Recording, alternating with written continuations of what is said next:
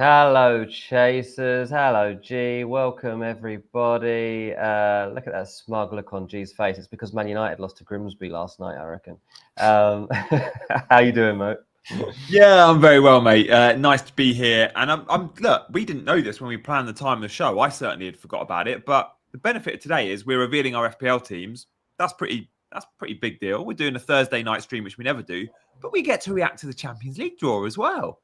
Yeah, So, what absolutely. do? Do we start with the Man United post-mortem? Yeah, And we'll then leave go the into Champions League draw for a bit. We'll let that settle for a bit, and then because that's not directly FPL related, so we'll leave that for later on, and we'll discuss how it might have some implications based on the strength of the fixtures that our English teams are going to have, with obviously Real Madrid being one of the narratives that's linked to a couple of them. The first comment that came in today was from a man, and he said, Cunha and Bruno in doubt in my free hit team. Might sell one of them and go for Brennan Johnson or Gibbs White. Mate, tell me the level of confidence you have in Man United to go and beat Burnley this weekend now. I thought you were going to say, tell me you're not still looking to buy a Man United attacker. Well, this will tell me. If you've still got confidence, then you'll do it. But yeah, I think I'm still... if Palmer's ruled out, I think I'm going to do it.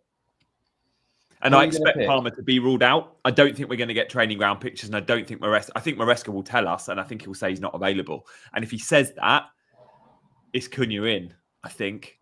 And I've got a bit of a... okay, theory's the wrong word, but game week 1 and 2, Cunha started as the number 9. Yep. Cunha looked really good. Yesterday, Sesko started as the 9, looked rubbish. But also, he took the 10th penalty. Like, that's not a good sign for a number 9 that actually is quite good at pens. I can't see a world in which Sesko starts number 9 versus Burnley. And if he doesn't, we know who is starting there. It's Cunha. Now, Cunha's been the only bright spark. You've said it yourself, game week 1 and 2. I do fancy United at home to score goals or a couple versus Burnley. And I expect them to win still.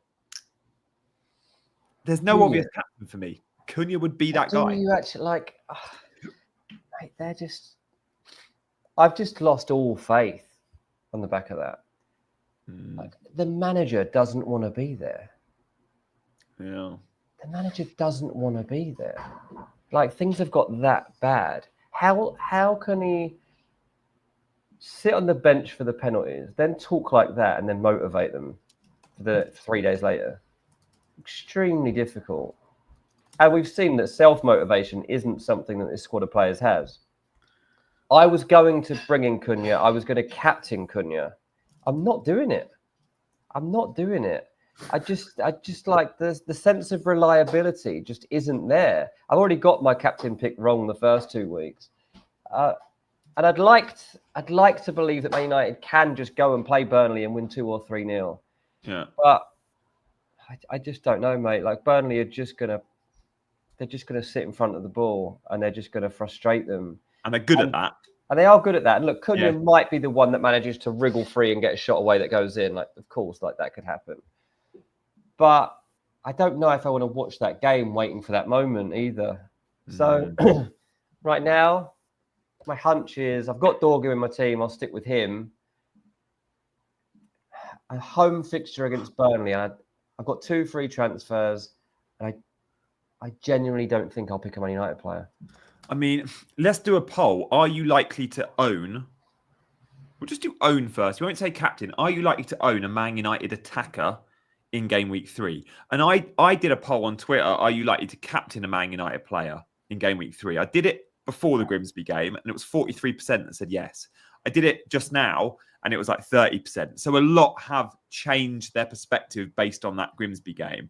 But the Grimsby 11 was very different to what the Burnley 11 will be. We saw starts for Sesko and Cunha, but Dorgu came off at half-time, but the vast majority of that team was different. And I know it's not a good team, and it's the squad, and I don't understand how Amorim is still playing a back 5 or 3, however you see it, against teams like Great. Like, you have to try something different. It's clearly not working, but I'm with you. It's sour. And the worst thing is, mate, after Burnley, I think it's Man City and Chelsea.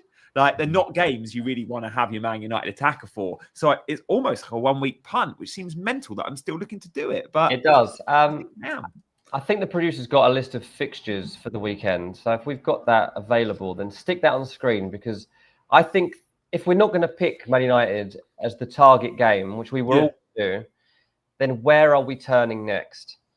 These are the games coming up at the weekend. We were going to target Burnley, and that seemed logical. Maybe there's still some sense to it, maybe. But who's the next on the list? Like, are you backing Spurs to win at home because they've been so solid so far?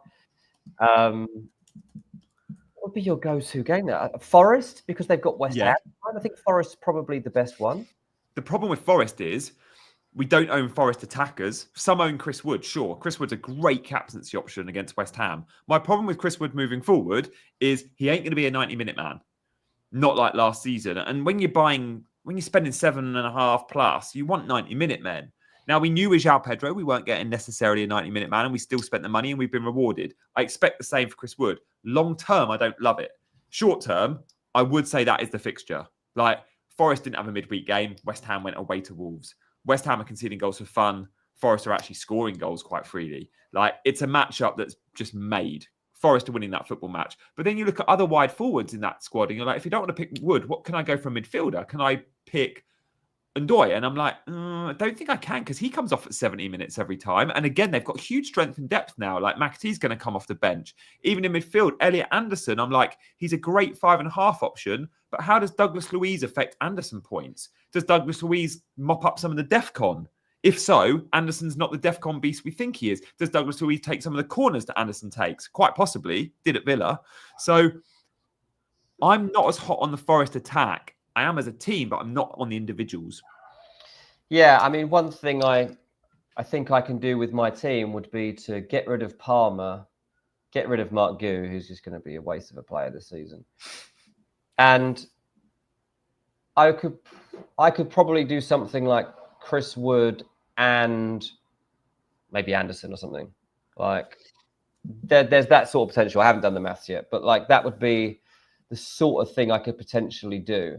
And because of that Man United performance against Grimsby, I'm genuinely thinking of doubling up on Nottingham Forest. West Ham is so bad, mate. They are so bad. Like that goalkeeper that played the first 2 games, the Leicester, was it Hermansen? Yeah. He's great with his feet, apparently. That's no good for a guy. He should be out on the pitch then. And Areola, I don't think has done much wrong. Like Areola's an all right keeper. I think Areola will play. I was told someone high up at West Ham said Hermansen won't wear a West Ham shirt again. I was like, mate, he's played 2 games you just signed. That's 18 million well spent then. That cannot be true. But then today they've gone back in for John Victor, who was the goalkeeper they were going to sign in the first place. No, they haven't. They have. They genuinely linked with another keeper. They've genuinely today made a move. And I don't know if this is public knowledge yet or not, but I've had a text about it. They are back in for John Victor, who was the goalkeeper they were going to sign in the first place. And that's where West Ham are right now. So surely, mate, this is the team to target. Surely. So in midfield, there's Gibbs White. Actually, who's the most highly owned? Anderson is actually the highest owned. It's only 6%. And he's the best pick. He takes corners. He's got 11 DEFCON in both his games. He's been so close to the 2 additionals. He's had assists. He's had good XG. His XG is higher than Reinders. Elliot Anderson's amazing. And he's a 90-minute man. So my problem is Douglas Luiz.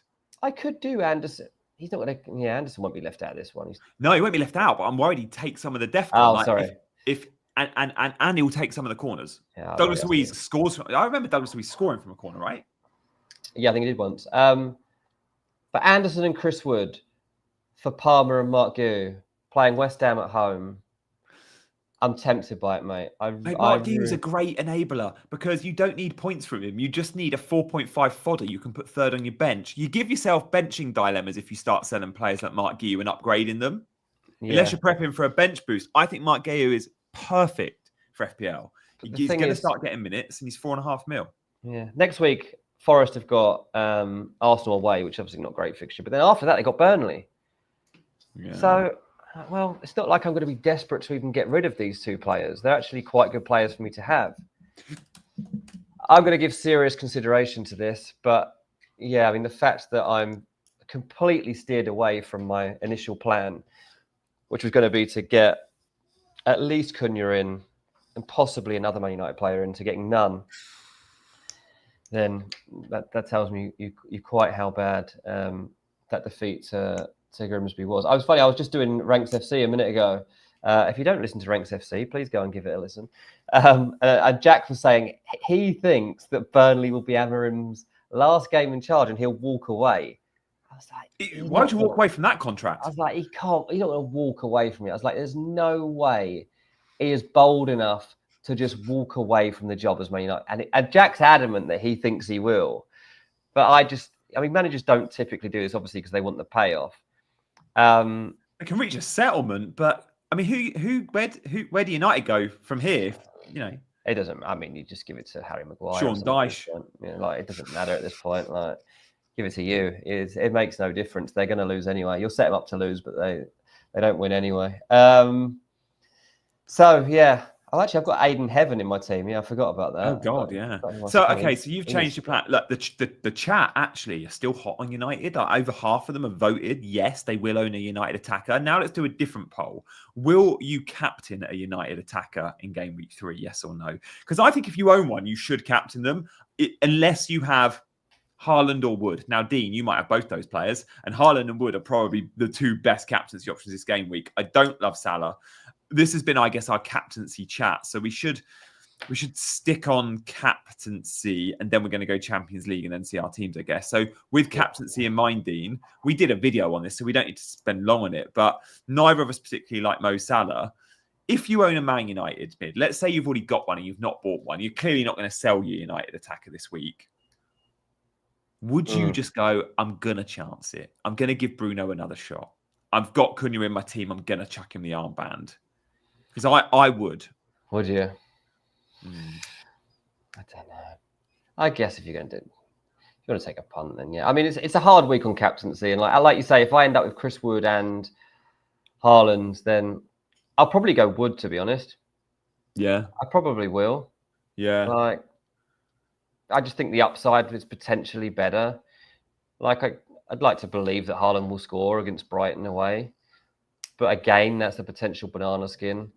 Forest, I just don't see as a banana skin right now, and I would have faith that Wood could score. Obviously, I've got Gyökeres as well, but difficult to go there when he's playing Liverpool away. Even though, as I've said before, I think Arsenal win the game, and I think that Liverpool have got flaws that means that Gyökeres could score in that game. So it's tough.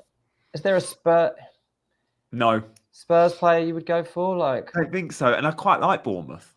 Like, Bournemouth will cause Spurs problems. So who outside of the ones we've mentioned could be? João Pedro. Well, no, he's playing Fulham. That's not a good captaincy. That's the problem. There's none. I don't, other than the Forest West Ham matchup and the Man United Burnley matchup. This week's this would be a terrible week in my opinion. I don't like a free hit this week. There isn't the big upside fixtures. Like last week there was Arsenal versus Leeds. I don't see many here. Just don't. I can't, I don't know. If Brentford were at home to Sunderland and you owned a Brentford attacker, you might go, oh, why not? They just beat Villa 3-0. Isn't this good, though? Isn't this, from an FPL perspective, good? Because there's just not an obvious pick and you just makes it fun. If you have a week where you're like, oh, I can pick anyone because we're all guessing. There's not I don't feel like I'm missing out on someone here because I don't know who's going to bang this week. So I can just pick a random. And you get to back against Salah guilt-free. Because so often when you back against Salah, you're hiding behind the sofa. But very few will actually captain Salah. So you won't have to hide behind the sofa. And you know Arsenal is such a good defence, he's not going to go chicken oriental against Arsenal. It's just not going to happen. What about, Palace have got an away leg. They're playing right now. If Villa had shown us something in game weeks 1 and 2, we'd all be saying Ollie Watkins captain versus a tired Palace team. Yeah, we would be, but we're not because they haven't scored a goal yet. That doesn't help. They haven't scored a goal, so it's difficult to back their attacking players. Woltermade to Newcastle is getting the here we go at the moment. Okay. Is he the massive striker? They're 6'6". Stuttgart striker. Yeah, I don't know a lot about him, to be honest. He's got good feet for a tall bloke. He's like Peter Crouch. Bayern were trying to sign him, weren't they? And it ends up that he's finally the guy that Newcastle were going to get through. But they'll still want one more because they wanted 2 forwards, so they've still got to go and find one more. That problem is not solved. They have been seeking alternate solutions in the last few days. I had no idea where they would turn, but I knew that because particularly Vista is so overpriced, they've had to I think he is. turn elsewhere. Like Vista at 60 million doesn't make sense. Strand Larsen is a stretch at 60 million. And Woltermade, I think we'll hit around that bracket. I haven't checked socials right now to see what people are saying he's moving for. Of course, there's 73 million. Is that euros though? It could be euros. I think he had a release clause of around that many euros. So again, it'll be dropping in at like 60 to 65 million pounds, which would be basically what Newcastle were looking to have to pay anyway. So 80 million. I mean, whatever happens here, like Newcastle are definitely getting stung. But it also shows us that Alex Isak is going to be on his way out of Newcastle. The fact that they're spending this much money on a striker tells you Isak is going. So that is now going to happen. So stop buying Ekatike, everyone, because he's about to become a rotation risk. Yeah, maybe. I mean, like, look, people will argue Ekatike remains a good pick for this week. He's played 3 games. He scored 3 goals. Like, he's a strong pick. But obviously, once Isak comes in, I don't know how fit he is. I don't know how match ready Isak can be. Training with Sociedad.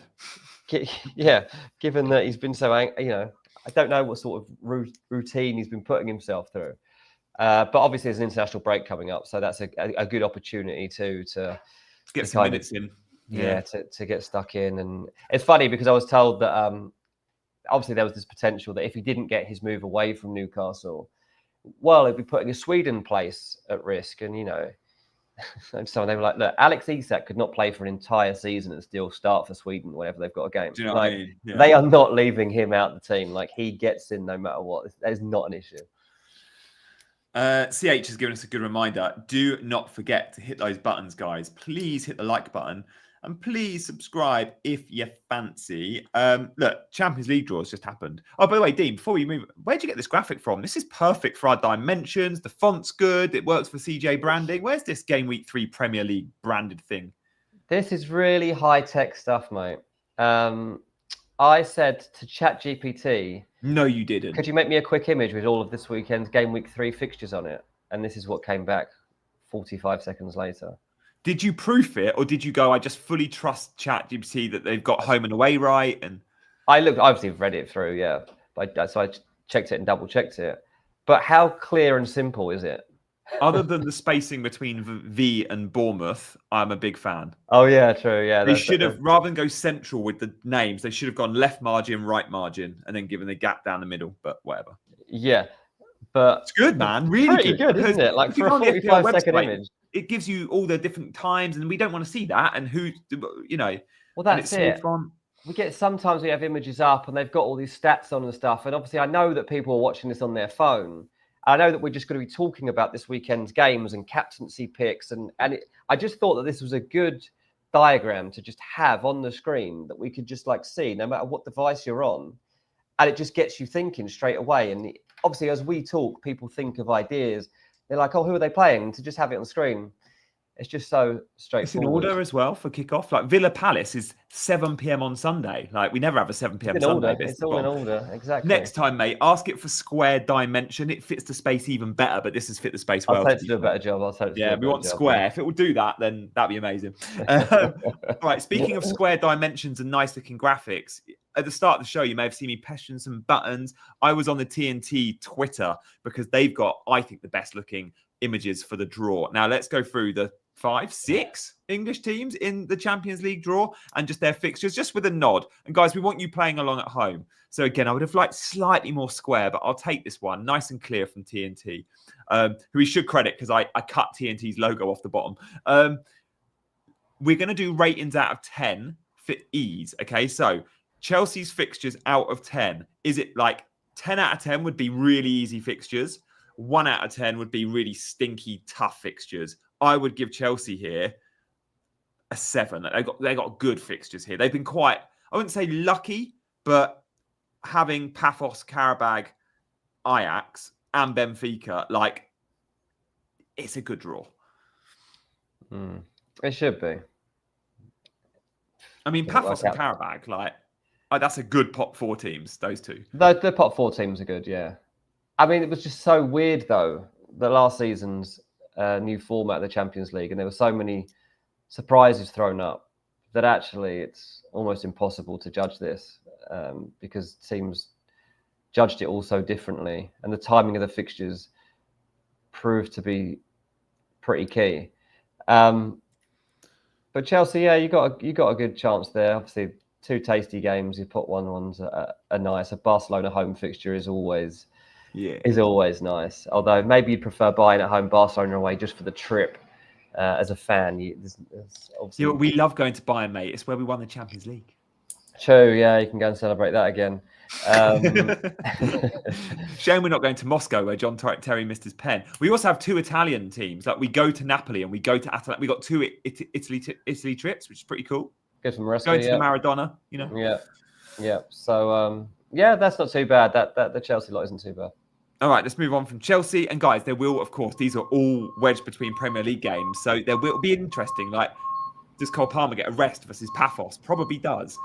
Man City, Dortmund, Man City, Real Madrid, Man City, Leverkusen, Villarreal. They also play Napoli, but then their pot fours are much more difficult. They're lucky that Galatasaray is not an away trip because going to Galatasaray is tough. I always think. Monaco. Yeah, so they've got a reunion with Kevin De Bruyne. They've got De Bruyne going back to the Etihad. So I love that. Have you seen De Bruyne's first 2 fixtures? Man City and Chelsea. Oh my goodness! Like, fair play to him. That'll be good. Dortmund and Real Madrid's tough. Obviously,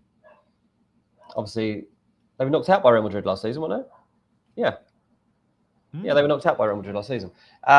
So that's difficult. What else am I seeing in that game? Bayer Leverkusen. So you got Man City up against Erik ten Hag. So that's fun. Man United fans have got something to hope for, that they can beat Man City with ten Hag.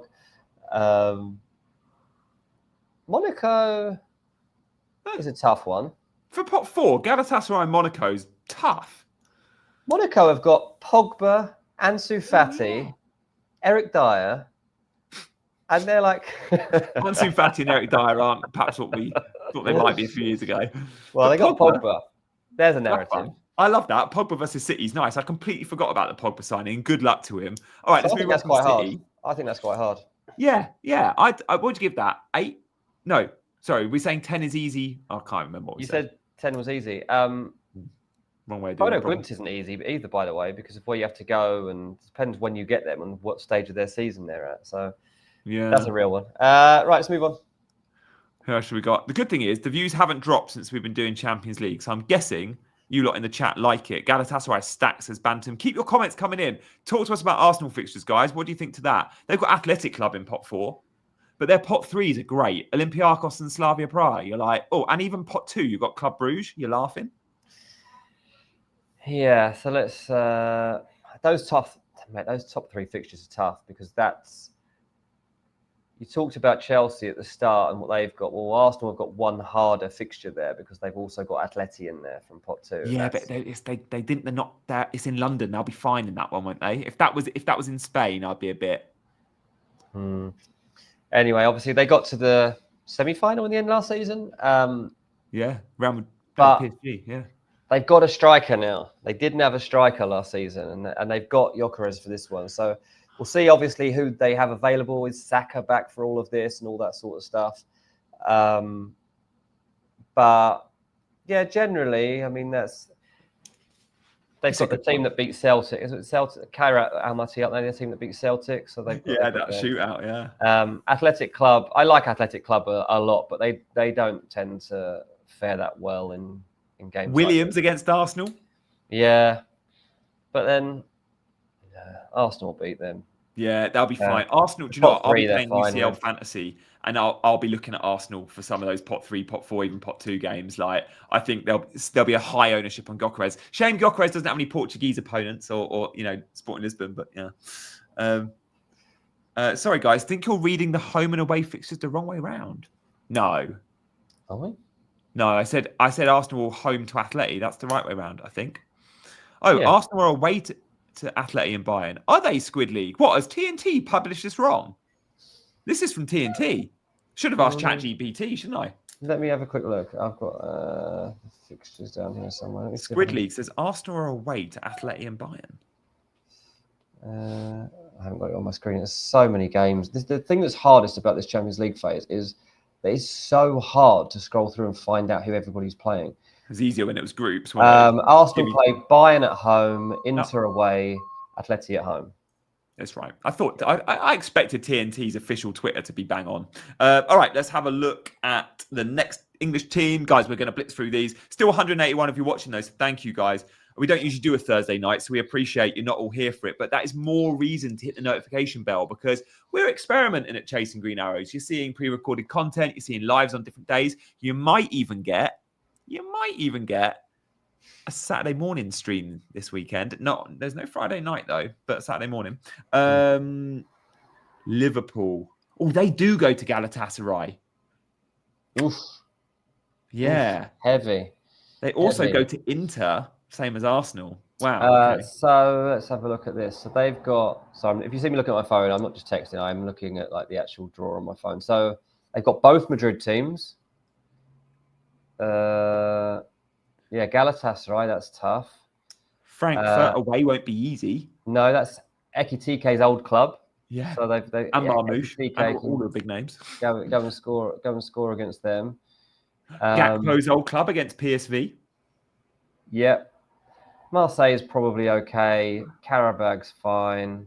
Mason Greenwood against Liverpool. Marseille scary. Yeah, it's not terrible, but I don't think that's great. Yeah, that away trip, De Zerbi's Marseille at the Velodrome. That'll be a good atmosphere. That I love that stadium. It's one of my favourite stadiums I've ever been to. The Velodrome.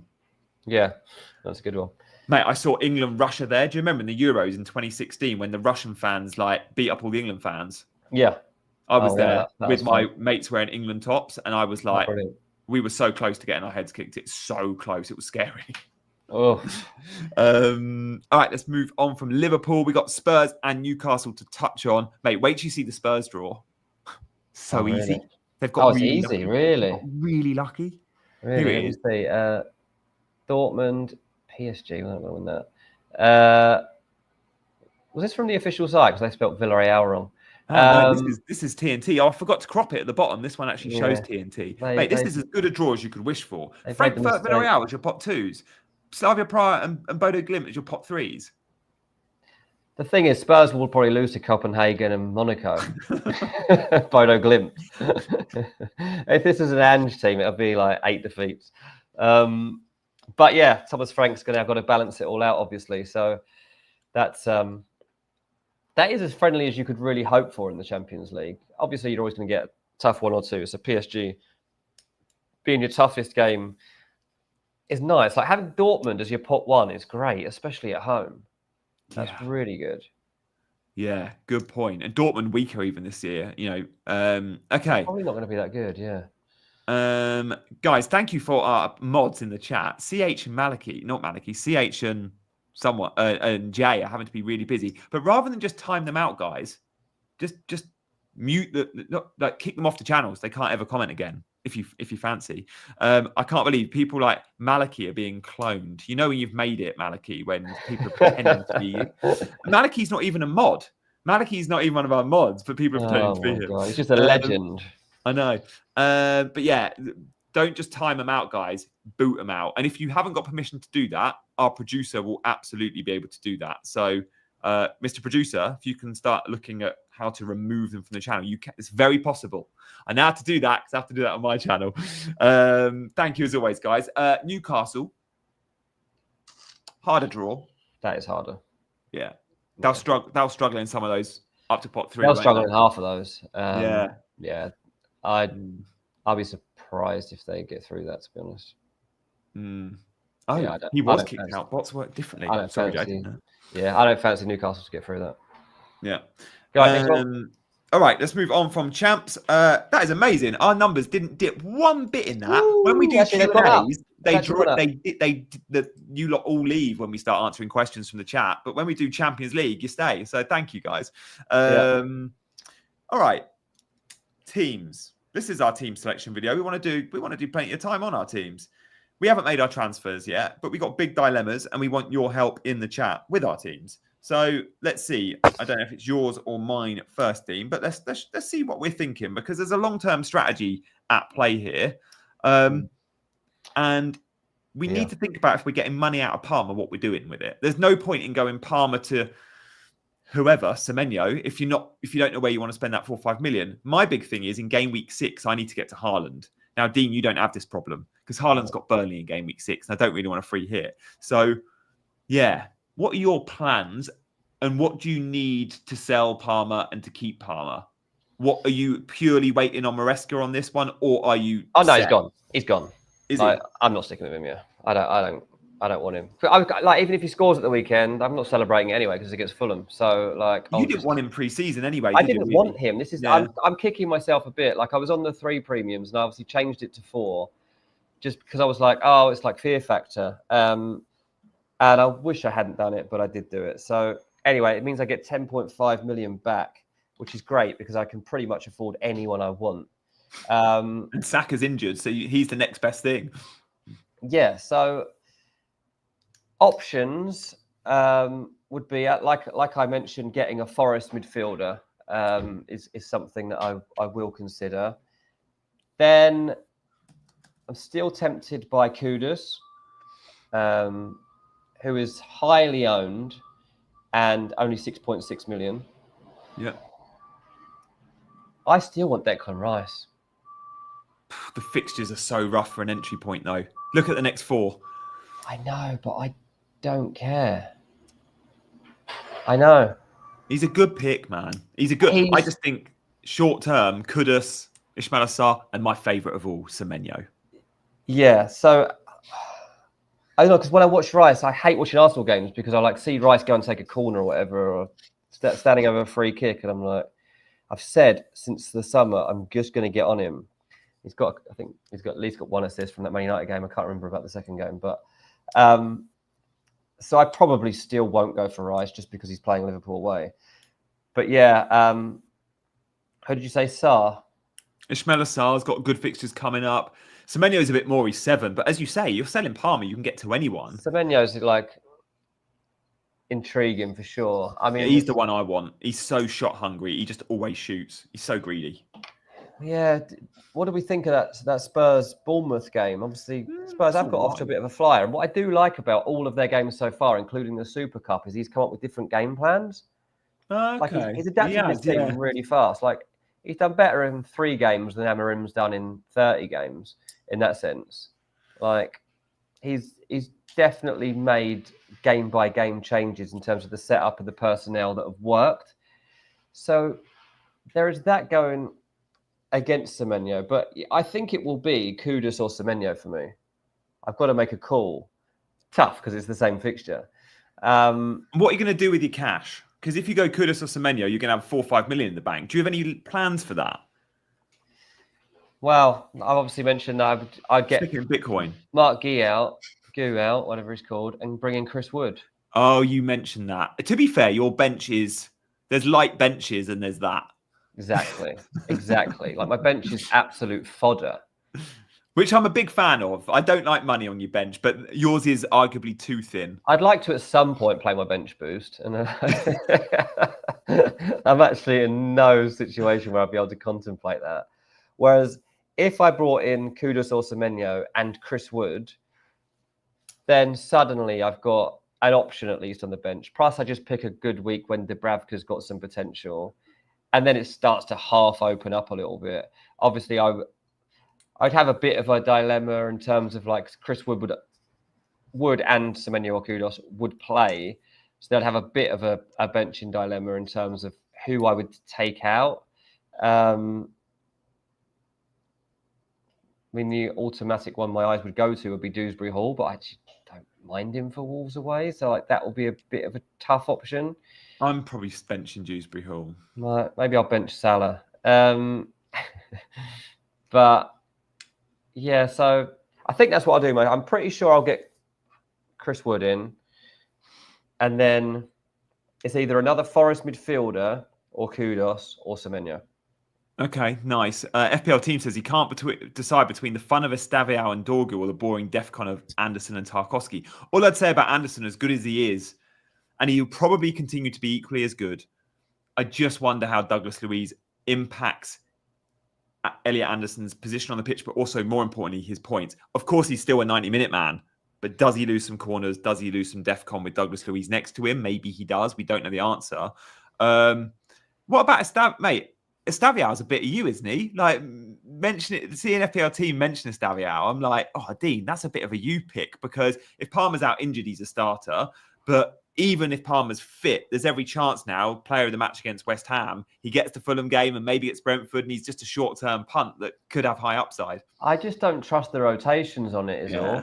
Like, there's just too many players for him to pick from, and knowing that deadline day is coming up and Chelsea are about to sign 2 attackers probably, like, it just doesn't fill me with, like, obviously he's going to get minutes because he's too exciting to leave him out, but I don't know when they're going to come. I don't know when I'd use him. Yeah. So I'd rather, with someone like that, I'd rather kind of just watch from afar while they find their feet. Like, João Pedro is the only Chelsea option I'd probably consider at the moment, to be honest. I've got Reece James already, but that's just because he's kind of... Yeah, okay, nice. And Captain Haaland?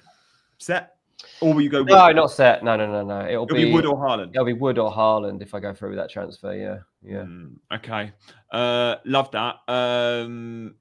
Chris says, Brennan Johnson or Pap Sarr? I would say Brennan, but I'm wary of Spurs' activity in the transfer market and Brennan being the guy that loses his spot in the 11 off the back of it.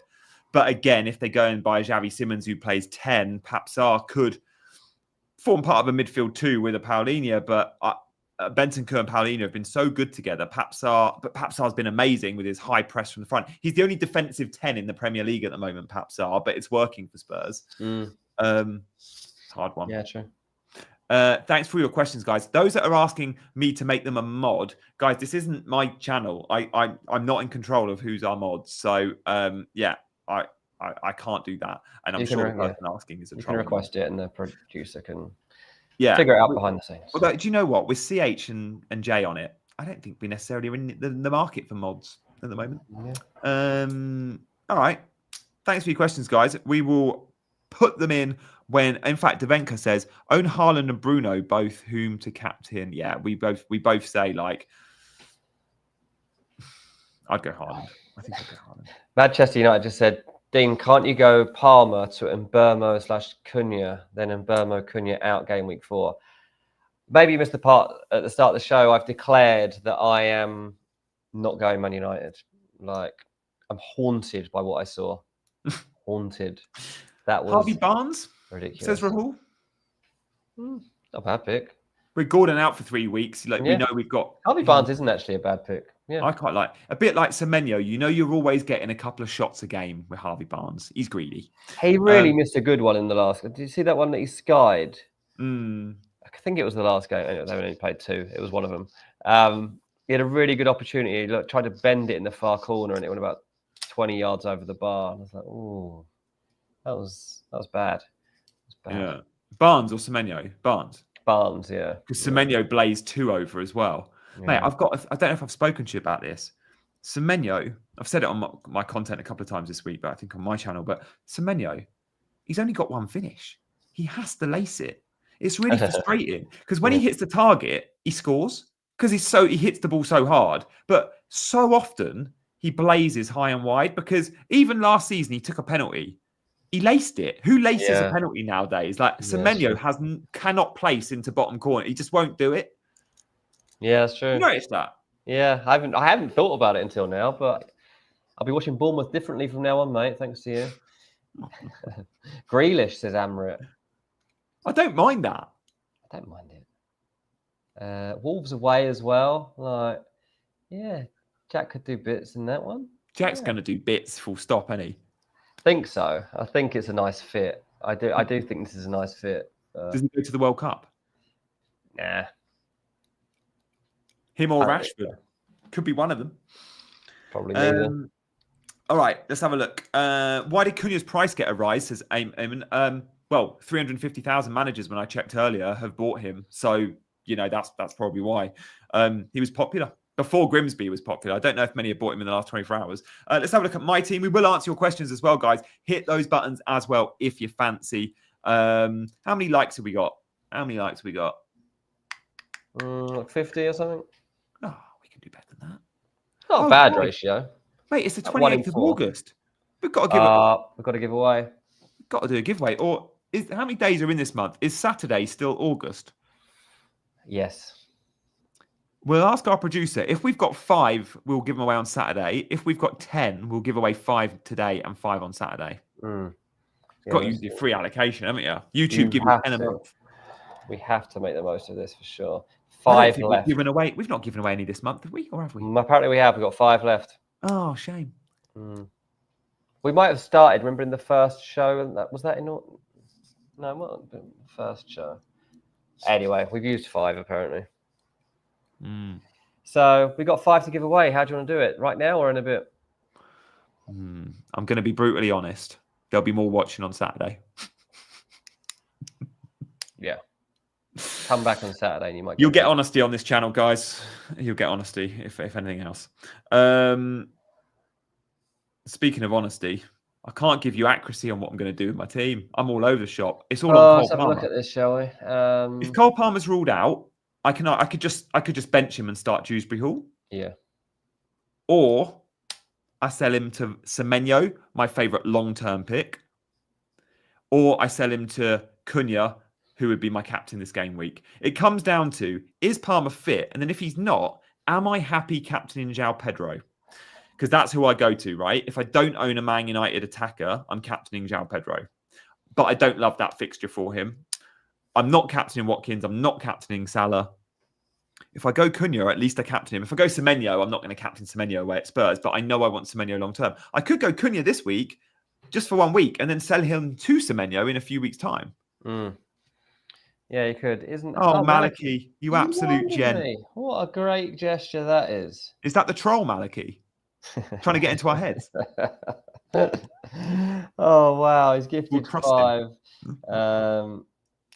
Who got them? Taylor, Rahul, Colm, Colin, Justin. They've all got gifted memberships. Well done. That's very kind.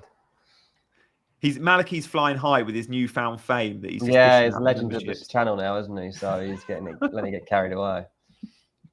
Well done, mate. What do you reckon, Dean? If we hear from Maresca that Palmer could play, just let it roll. Play Dewsbury Hall. Would you start Dewsbury Hall or Munoz? I benched Munoz game week 1 against Chelsea, and he's had 2 5-pointers. Munoz is a great. I think he's a brilliant option, but probably same Munoz. I think. Would you? Yeah, I think so. Can we poll that? Can we poll? Would you bench Dewsbury Hall or Munoz? I think the difference you're going to have is Dewsbury Hall's going to be hit and miss. Like he'll get a fair few like 2s or 3s or whatever, and then occasionally he'll get a little burst. Whereas I think Munoz is just going to be steady. Like you've seen that steady rate already. Like that's a decent number. 5s, 4s. Yeah, like and then occasionally gets I'd say Munoz. Would you? We'll see what the poll thinks to this. Yeah, I think I'm on Munoz, and I do wonder where do you see Dewsbury Hall playing? Do you think he'll end up in the midfield too? Yeah, long term, like he's going to play Grealish and Doy and Dye. And NDI, yeah. NDI, by the way, like nobody really talking about him. Like such a good player. NDI is probably somebody that I should be considering. In fact, I'm going to write his name down right now. Do you go him or Grealish? Same price point. And Dye has penalties, but Grealish NDI has got all day long. Would all you? Day long. Yeah, I think I would go Grealish. I feel like Ndai is going to get a lot of early subs. I think he's going to get goals though. I don't care about the subs. He's going to get the goals. Yeah, I know. I'm big on the 90-minute thing, but you're right. If you get 75 minutes and you're getting points, like Chris Wood won't get 90, but it doesn't really matter. No.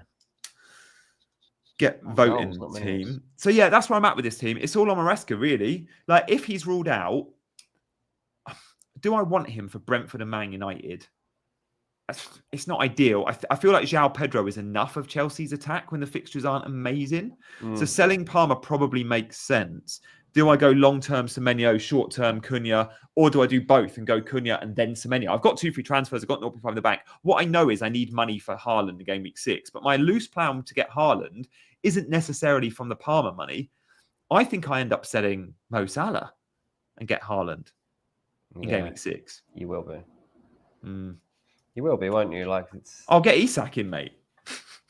Do you think you'll get Isak? Do you think there'll be a rush for Isak if it goes through? Yeah. Do you? I think so. I don't know if we'll see it the first week because I think Liverpool have got a tough fixture. No, sorry. They've got Everton next week. Who's their game week 4 fixture? It'll be Isak's debut. Let's have a look. I've got Everton play Liverpool in game week 5. Oh, mate, they've got Burnley. So there will be a rush for Isak, even though he won't start game week 4, I doubt. Maybe you won't be selling Salah. No, but I'll have him for Burnley, Salah, and I'll sell Salah for game week 6. Like game week 6, when Haaland's fixtures turn. So Mo Salah's fixtures now, he's got Burnley and Everton in 4 and 5. But then it does turn. Like he's got, after that, Crystal Palace away, Chelsea away. 2 tough places to go. Man United at home, Brentford away, Villa, City, Forest. I think I genuinely see myself going without Salah to get on Haaland, you know?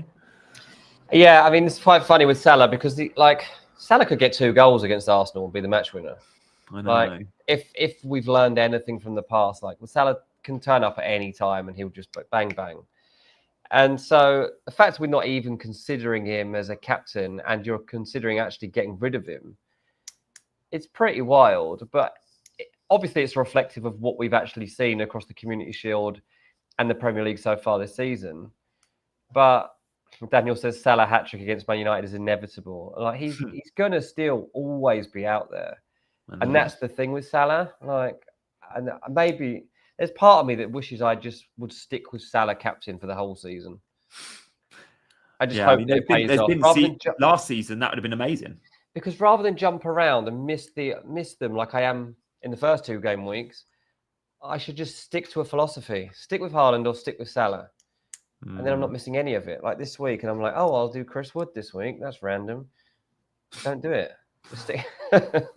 Kieran says, behave. A team scoring 2 past Arsenal, let alone a player, has to be highly unlikely. It's a fair point. But if anyone's going to do it... Everyone's going to do it. It'll be Liverpool, won't it? It'd be Liverpool at Anfield, and it would be Salah. But I'm with Kieran. I see this as like a 1-0 win either way. I hope it's really low scoring because I won't be captaining. Oh, Cam is at a wedding. Was it a wedding? So he's late. Thank you for coming back to us, Cam. You've missed all the United chat. Yeah, I mean, you can be forgiven for having a life outside of the screen. You're allowed that, mate. Hope it was a good wedding too and you had fun. The highlight of today, Cam, was there was a fake Maliki who I must admit has been doing the rounds on my channel too. But I think Maliki was actually in the chat. This is the first time he's seen this. I think I also saw a fake, maybe someone else. Who does that? It's wild. So weird.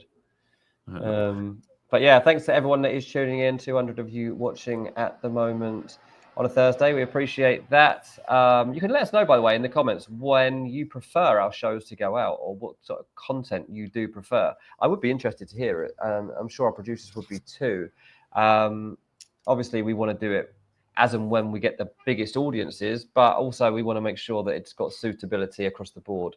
And you guys are the ultras here. So let us know if there's any preferences that you guys have. Mate, I definitely the chasers watching right now, I feel like are absolutely hardcore because they don't know us as a Thursday night play. So they're all the guys with the notification bell set. Yeah. There's going to be a lot of angry people tomorrow night at 7 o'clock going, these guys, what they streamed yesterday. So that is a reason to hit the notification bell. But yeah, we appreciate you. And we will look, we might not be streaming Friday, but we're going to stream Saturday morning nice and early. So before all the other YouTubers at 8 a.m. UK time, we'll do an hour's Q&A with you lot, guys. But we want to take some questions now as well. So get them in. Rahul says G knows his crowd. Maliki says CGA for life. CG8 says, what time Saturday morning? 8 a.m. CH, which for you is going to be, what, midnight? It's midnight for me, is it? Where's CH? Might it be like... Toronto? Doesn't that mean it's like 3 a.m. or something? Yeah, I feel like it's a bit more unsocial, even more unsociable than West Coast. Yeah, I don't think CH is Vancouver. Yeah, 3 a.m. Oh. Don't stay up, CH. Don't do that. It's bad enough I'm staying up. Don't do it. Jay, we'll make sure we've got Jay though, because we're going to need a mod. Yes. Should I buy Cunha if I free hit in game week 4? This is an interesting thought, David. I've seen a bit of that on Twitter today. Free hit game week 4, and then you can buy Man United players guilt free. don't know if I love game week 4 as a free hit, but if it works for your team, and these chips are so team dependent that, yeah, why not? Like, obviously, Man United have a tricky game week 4, but they've also got a tricky game week 5. Like, you're still going to then have Man United players for Chelsea in game week 5. Game week 4, if you are free hitting, who do you really go after? You could stack up on Man City players versus United. You could make sure you've got triple Liverpool for Burnley, but a lot already have a lot of Liverpool. Newcastle host Wolves. You could maybe go for a Harvey Barnes and a Langer in that one. Palace at home to Sunderland. You get Mateta in. Yeah, don't mind it. It doesn't jump at me as the best upside fixtures, but yeah, why not? Absolutely. Should we stick those fixtures back on the screen rather than just having both of us? Let's have something else on there just so we can all see what we're aiming for in game week 3 as we head towards picking our teams for that one. Villas, you're going to do Chat GPT predictions on the show next? Nah, I don't like Chat GPT for that. Would they have done that in the if you had said make it square with CGA branded colours? Can it do that?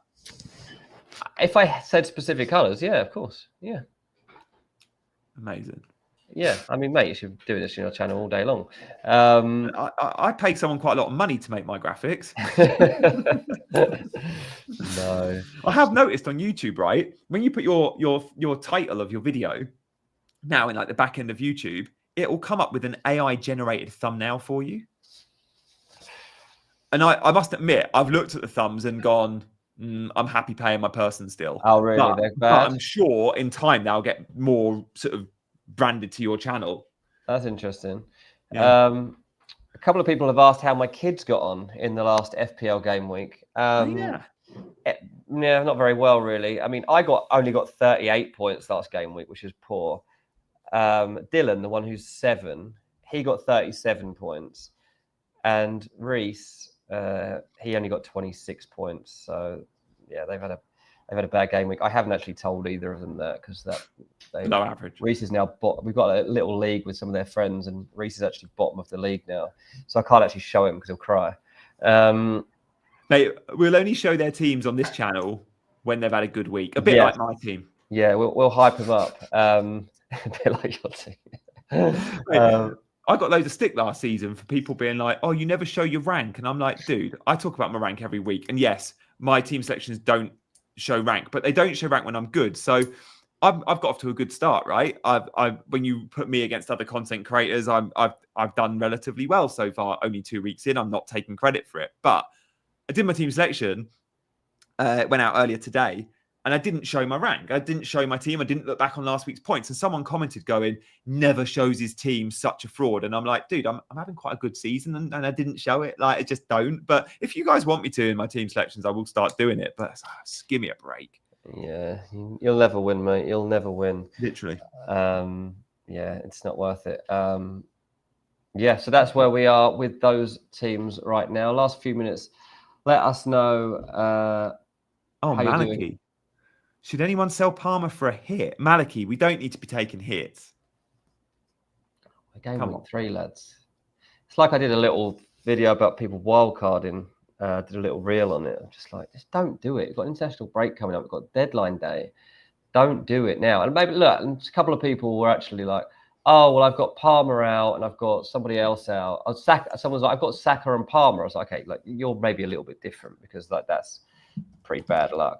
But beyond that, I don't think you should be contemplating it. FPL Discomfort says, I need exciting differentials for my free hit. Any suggestions? And is Asula too punty? Newcastle are in the process of signing a new striker. I assume he won't play, but probably be in the... What day are we on? Newcastle play Sunday, right? Yeah. No, it will even be registered though. Because probably not going to play, is he? Asula will play though, won't he? I think Asula will play. He had such a good cameo. You've got to give him a chance, and it's not a bad fixture. Like Asula's come from the Championship to join Newcastle, and he's playing against a new team from the Championship. So if there's ever a game you're going to trust him in, give him a go here before the other guys arrive. Mate, he's rapid. I was really impressed with his cameo. Yeah, exactly. He's a big lump and he's rapid. Yeah, Daniel says, does Woltermade to Newcastle mean Strand Larsen stays at Wolves? I mean, not necessarily because they want to sign 2 strikers, but either one of Strand Larsen or Visser is going to have to. They're two very different profiles, aren't they? Stay where they are. Yeah, so it depends, doesn't it, what Eddie Howe's seeing here. So unfortunately, I know a lot about transfers, but I don't know that. Start Semenyo or Anderson from Forest. Semenyo for me. Like, you just look at ceiling, and he went and got a brace at Anfield, you know. Elliot Anderson's not going to go and get double digits. I think he's brilliant. He's got probably the higher floor. Good chance of a 4-pointer there. But Semenyo is just... Semenyo is one of my top midfield targets. Yeah. Lachlan says, I have Aït-Nouri and Palmer. What should I do? Keep one or get rid of both? I haven't used a transfer yet. I mean, get rid of both. Aït-Nouri's apparently fit. Algeria coach said he's been called up. Algeria coach has called him up and said he's available. He's available to play for his club this weekend. Now, I take that with a pinch of salt, but he has been called up for Algeria, whether or not he plays or not for Pep. Yeah, we'll check that out. But yeah, I think Kudus and Wood is a good combo. If Pep will be asked that question, knowing the international manager has been quoted on him. Pep he can actually be asked it legitimately. So at least we'll get a good question in the press conference about Aït-Nouri. Gibbs White, I don't know. Don't love him as an FPL asset. I never have. No, I don't. I've had him for a couple of game weeks in my life, but Elliot Anderson's the main man in that midfield. I'm just not really seeing it. Yeah. And Gibbs White doesn't even take, like, you expect Gibbs White to be on all set pieces and stuff, and he's not. Is there would you sell it? No. Not taking -4s, guys. Not taking -4s. Not for good players like who will be great next week. As is captaining Morgan Gibbs White, says Maliki. I'm going to text him right now. What? As is captaining Morgan Gibbs White. What's he doing with him in his team? That's balmy, isn't it? I'm just going to send I've said I'm strong on. I'm hot on Forest this week for sure against West Ham. I've said that at the top, and I will stick to that. I think I'd captain Morgan Gibbs White. I'm taking a photo of the chat, and I'm just going to text Az and say, "Tell me this isn't true." We'll get his response. Tell me this isn't true. He usually replies straight away. Guys, yeah. Az and Sam are hot on Gibbs White. They've got into each other's heads. No. The problem with Forest players, Chris Wood, good long-term pick, whatever, but bringing someone in just for one game week, what are you going to do with Gibbs White moving forward? You're going to want to sell him. You're going to want to sell him for sure. Although here I am with Cunha going, I could bring him in for one game week. But there's more upside to Cunha in a week, I think, than there is Gibbs White for a week. That's just my sense of it. Are you most surprised Palmer hasn't dropped price already? Why would he not have dropped price? Yeah. 1.5 million managers have sold him. So it's surprising. Yeah. I guess he's very close. He'll drop. He must be close, yeah. Once people like me ditch him in the next 24 hours, he'll drop, surely. Yeah, that's the thing. He's gonna have a flag on him tomorrow, and that's when everyone makes their transfers. I'm just looking now on the best site is Fantasy Football Scout, who use live FPL stuff. So I'm just on live FPL now to tell you when. Oh, where is it? I think it's with live FPL. Best. I can't. No. Can't do it under pressure. All right. I think that's it. Az never texts me back. We'll be back on Saturday. Yeah, we'll have it for the deadline. We'll be back. Make sure you come and join us if you can. We're hoping for a big one ahead of game week 3. We'll go through all the fixtures again. We'll make our final selections. We'll get our captain picks. We'll have a better idea of the injury news. And G, we'll see if he can keep marching on. Sounds good to me. It looks like it'll drop in 2 days' time, according to Wakta. Thank you, and live FPL. Guys, we'll see you in the next.